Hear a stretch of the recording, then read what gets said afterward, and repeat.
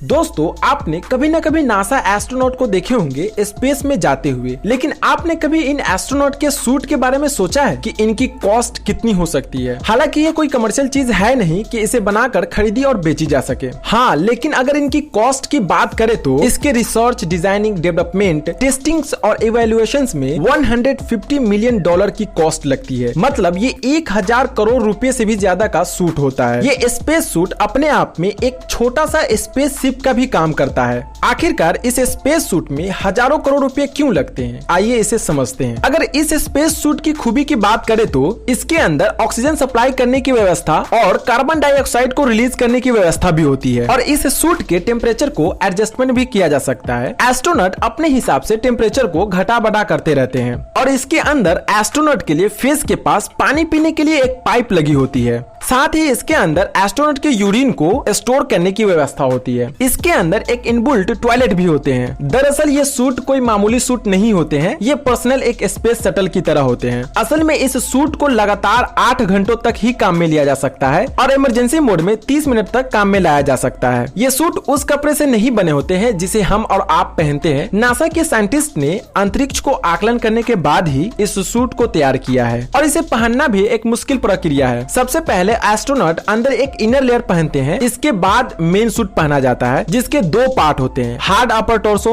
And lower torso.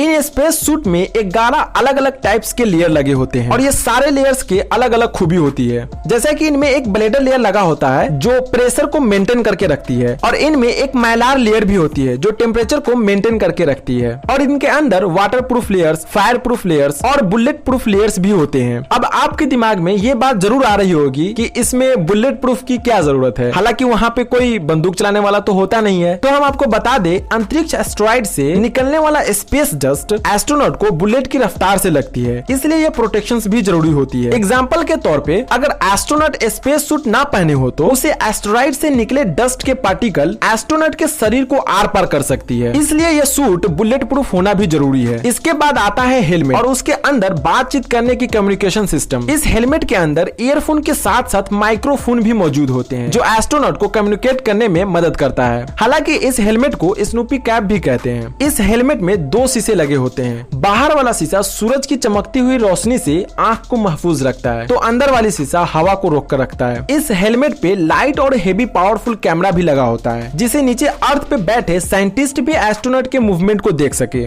इस space suit में space में जिंदा रहने के लिए जो चीज भी चाहिए वो सारी चीज मौजूद होती है। एस्ट्रोनॉट के पीठ पर एक बैकपैक होता है जिसमें लाइफ सपोर्ट इक्विपमेंट्स मौजूद होते हैं। इस बैकपैक में oxygen cylinder, battery, carbon dioxide remover filters, cooling systems और कम्युनिकेशंस इक्विपमेंट भी होते हैं, और इसकी सारी कंट्रोल एस्ट्रोनॉट अपने हैंड पे लगे एक डिस्प्ले की मदद से करते हैं। और ये सारे सिस्टम एस्ट्रोनॉट को स्पेस में एक सुरक्षा कवच की तरह सेफ रखती है। और इतनी सुरक्षा और टेक्नोलॉजी के बावजूद भी अगर इसमें कोई खराबी रह जाती है तो इस पे खतरा होने का संभावना बना रहता है, और ऐसा एक्सीडेंट कई बार हो भी चुका है। एक इटली का एस्ट्रोनॉट लूका पार्मितानो स्पेस शटल के बाहर थे, और उसके स्पेस सूट के अंदर जो पानी पीने वाला पाइप था वो लीक करने लगा, जिससे उसके हेलमेट के अंदर पानी आना शुरू हो गया था, जिसकी वजह से उसे सांस लेने में परेशानी भी हो रही थी, और उसे सारी चीजें दिखना भी बंद हो गया था। हालांकि वो अपने इंटरव्यू में बताते हैं कि जब ये दुर्घटना उसके साथ हुआ तो वो धरती पे बैठे स्पेस साइंटिस्ट से कम्युनिकेट करना चाहा, तो वो नहीं कर पाए क्योंकि पानी इनके हेलमेट के अंदर नाक तक पहुंच चुकी थी, जिसकी वजह से इसे बोलने और सांस लेने में कठिनाई हो रही थी। हालांकि ये किसी तरह स्पेस शटल के गेट के पास पहुंच जाते हैं और इसे बचा लिया जाता है।